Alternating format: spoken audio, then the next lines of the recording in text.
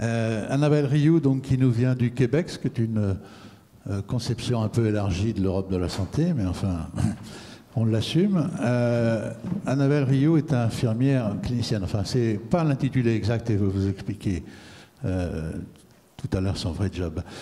C'est donc une infirmière qui a fait ses études secondaires à Granby. Granby, pour ceux qui connaissent un peu le Canada, c'est de l'autre côté du Saint-Laurent, à mi-chemin de la route de Sherbrooke. Elle y a fait plus tard des études d'infirmière qui ont été complétées par un baccalauréat, sachant que le baccalauréat au Québec, c'est pas tout à fait le même que le nôtre. Mais après, elle a poursuivi par une licence, qui là, pour le coup, est à un niveau équivalent, et puis continué avec une maîtrise en sciences infirmières qu'elle a poursuivie, enfin qu'elle a passée à Montréal. Cette année, elle continue des études encore, dans l'équivalent d'un master. Son vrai job, c'est, alors j'adore la sémantique québécoise, c'est infirmière praticienne spécialisée en soins de première ligne. Elle va nous expliquer dans le détail ce que c'est. Elle exerce à Châteauguay, dans un, alors c'est pareil, c'est toujours une sémantique rigolote, dans un CSSS, qui veut dire là-bas, Centre de santé et services sociaux. En fait, c'est la tête de réseau de ce qu'on peut assimilé aussi au service territorial de santé qui nous est promis demain. Ça se passe pour elle à l'échelle d'un territoire qui s'appelle la Montérégie. Alors, elle va nous donner un aperçu un petit peu de ce qui potentiellement nous attend.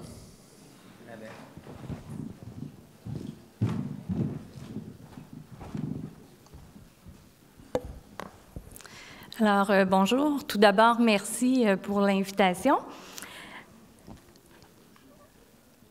On va commencer avec le plan de la présentation. Je vais essayer de faire ça pas trop en longueur. On va commencer avec un petit coup d'œil sur le système de santé au Québec. Ensuite, je vais vous présenter les différents accès aux soins. On va parler du rôle des infirmières praticiennes, des infirmières en fait au Québec. Ensuite, on va parler du cadre législatif qui va nous amener à parler du rôle de l'infirmière praticienne spécialisée. On va discuter ensuite des lignes directrices, de la collaboration entre les médecins et les infirmières praticiennes et on va parler un petit peu là, des embûches vécues présentement. Pour commencer, notre système de santé québécois est un système entièrement gratuit pour l'ensemble de la population. C'est un système qui nous coûte évidemment très cher. Les dépenses publiques augmentent beaucoup plus rapidement que notre richesse collective. Ça représente environ 43% de notre budget annuel gouvernemental. On a aussi des difficultés avec l'accès aux soins de santé. On compte environ 25% de la population au Québec qui n'ont pas accès à un médecin de famille. On a des listes de patients orphelins, c'est-à-dire les patients qui n'ont pas de médecin de famille peuvent s'inscrire sur des listes d'attente, mais ça prend environ 2, 3, 4, 5 ans avant d'avoir accès à un médecin. Alors, c'est extrêmement long. On manque de médecins de famille, on en manque encore plus en région. On n'a pas les sans rendez-vous, là, les soins non programmés, on n'en a pas dans tous les points de service. Donc, ils ne sont pas présents partout, sont souvent surchargés. C'est souvent des horaires qui sont restreintes, fermés les week-ends, pas accessibles le soir ou les jours fériés. Ce qui fait en sorte que la population se retrouve à aller dans les urgences pour rencontrer un médecin. Et là, dans les urgences, pour les patients non urgents, on se retrouve là avec un 4 à 10 heures d'attente. On a différents accès pour les patients. On a les groupes de médecine familiale qu'on appelle là, les GMF. C'est des regroupements de médecins de famille qui vont travailler en étroite collaboration avec les autres professionnels de la santé, là, tels que les infirmières cliniciennes, les infirmières praticiennes, des travailleurs sociaux, etc. On a ce qu'on appelle les CLSC, qui sont les centres locaux de services communautaires, où là, en fait, c'est un regroupement de plusieurs professionnels de la santé, dont les médecins, les infirmières, etc. On a les cliniques de soins, c'est en fait les médecins qui décident de s'ouvrir un bureau pour faire du suivi et ou du sans rendez-vous. Ensuite, on a les unités de médecine familiale, les UMF. C'est des cliniques d'enseignement de médecine familiale, mais aussi les cliniques d'enseignement interdisciplinaire. Même chose, là, infirmières cliniciennes, travailleurs sociaux, etc. Et finalement, on a les urgences, là, les centres hospitaliers, où c'est des soins qui, habituellement, sont beaucoup plus spécialisés. On a plusieurs titres d'emploi à titre d'infirmière au Québec. On commence avec les infirmières auxiliaires qui, elles, ont un diplôme professionnel, qui doivent travailler toujours sous la supervision de l'infirmière qui a une technique.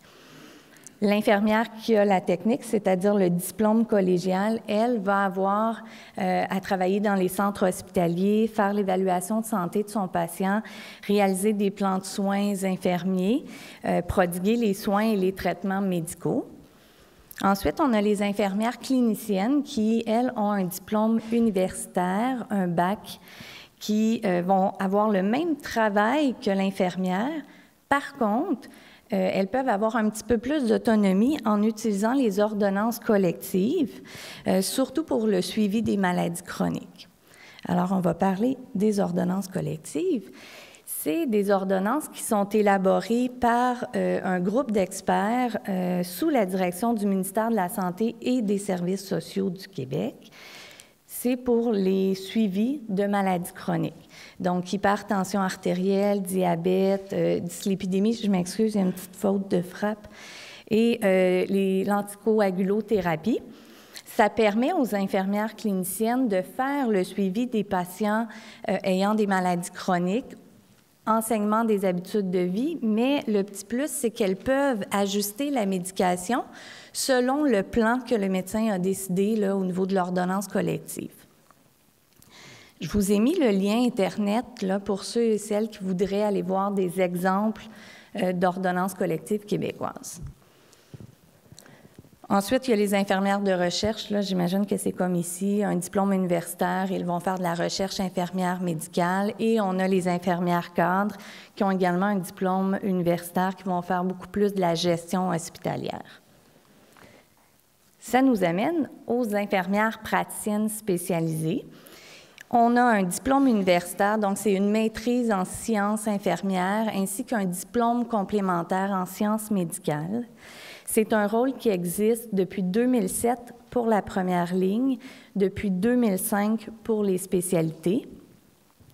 Le rôle de l'infirmière praticienne, c'est d'évaluer l'état de santé, mais aussi de déterminer le plan de traitement médicaux. On exerce en fait de manière autonome 5 activités médicales en vertu de l'article 36.1 qu'on va voir un petit peu plus loin. Les 5 activités médicales consistent à prescrire des examens diagnostiques là, tels que des radiographies, des laboratoires, utiliser des techniques diagnostiques invasives, c'est-à-dire faire des pap tests, faire des cultures là, de dépistage de maladies transmises sexuellement, de prescrire des médicaments, donc soit une prescription, par exemple les antibiotiques, ou des renouvellements de médicaments qui a déjà été prescrit par le médecin à la base. On peut aussi prescrire des traitements médicaux et utiliser des techniques là, ou appliquer des traitements médicaux plus invasifs, là, tels que faire des sutures de plaies, drainage d'abcès, cryothérapie.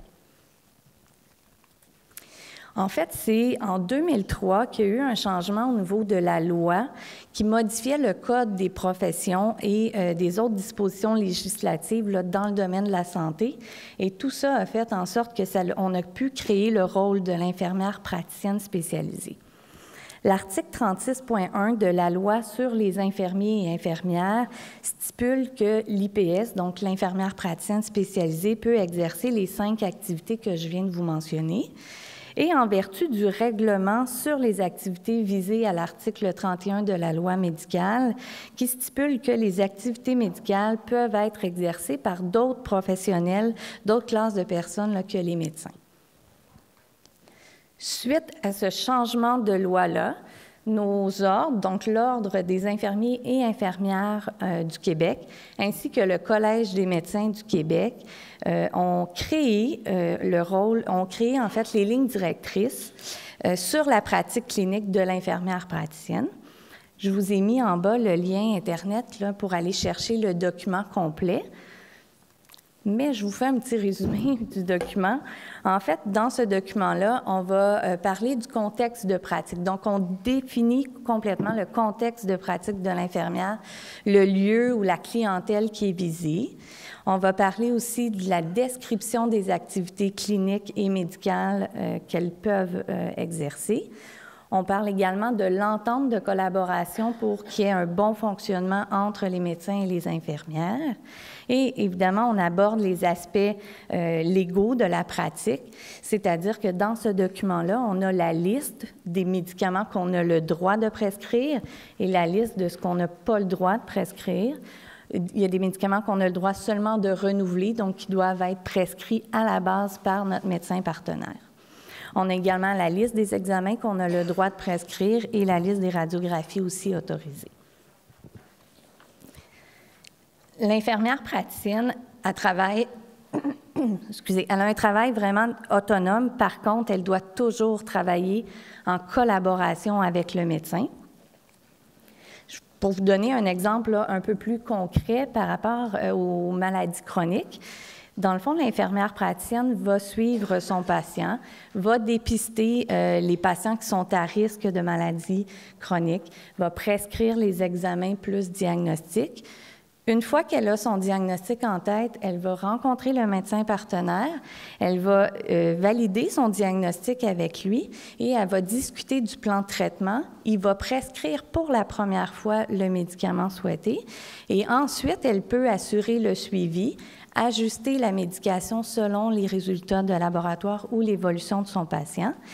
Et si, par exemple, le patient ne répond pas bien au traitement ou si l'état du patient change et que ça sort de ses lignes directrices, à ce moment-là, elle revoit le médecin partenaire, elle demande une consultation avec lui pour qu'il puisse là, soit rencontrer le patient ou lui donner un conseil médical. Au niveau des sans rendez-vous, dans les régions éloignées, l'infirmière praticienne peut voir les patients P4 et P5, donc semi-urgents et non urgents. Sinon, elle peut travailler dans les sans rendez-vous là, de bureau. Elle va faire les diagnostics des maladies courantes et prescrire le traitement, par exemple là, les cystites, les otites, les infections respiratoires hautes, basses, lombalgie simple. Par contre, elle va consulter le médecin partenaire dans les cas où c'est des diagnostics qui sont beaucoup plus complexes, où elle a besoin, par exemple, d'une médication qu'elle n'a pas le droit de prescrire dans ses lignes directrices. Donc, encore là, elle a besoin de travailler en collaboration avec le médecin. Les embûches vécues, c'est sûr qu'il y a eu beaucoup de réticence de certains médecins, mais je vous dirais beaucoup de la réticence aussi des autres professionnels, les pharmaciens et même les autres infirmières. En gros, je pense que la réticence, c'est vraiment juste par un manque de connaissances au niveau du rôle, mais un manque de connaissances au niveau de la responsabilité et des limites du champ d'expertise de l'infirmière praticienne. Il y a eu évidemment des enjeux monétaires, on ne s'en sauve pas. Et je pense qu'aussi, il y a eu l'enjeu au niveau de la structure organisationnelle. C'est bien important que la direction des soins et la direction médicale intègrent bien le rôle de l'infirmière praticienne dans ces milieux. En conclusion, les infirmières praticiennes ne sont pas là pour remplacer les médecins de famille. Elles sont vraiment complémentaires à l'équipe de soins. Elles vont permettre aux médecins de pouvoir voir des patients qui nécessitent une expertise, des cas plus complexes qui nécessitent une expertise médicale. Et je pense qu'en tout cas, nous, au Québec, on avait tout avantage à profiter de l'expertise de chacun pour améliorer la qualité des soins, mais surtout pour améliorer l'accessibilité aux soins. Voilà. Merci beaucoup. Merci beaucoup, Annabelle, pour cet exposé d'abord extrêmement bien fait, concis et précis. C'est peut-être aussi une supériorité de l'infirmière que d'avoir ces qualités-là, je me demande. Bon, Pierre Ricordeau a oublié tout à l'heure de nous dire qu'il y avait un article 36.1 qui prévoyait que les infirmières praticiennes dans la loi de santé, mais on y viendra peut-être un peu plus tard.